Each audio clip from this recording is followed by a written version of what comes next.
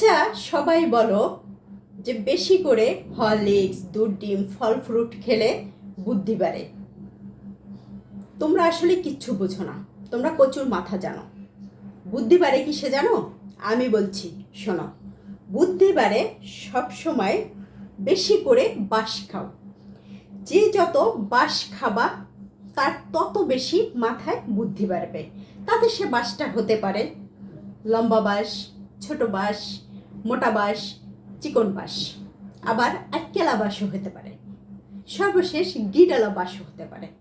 এগুলো বেশি বেশি করে খাও, তাহলেই বেশি মাথায় বুদ্ধি হবে।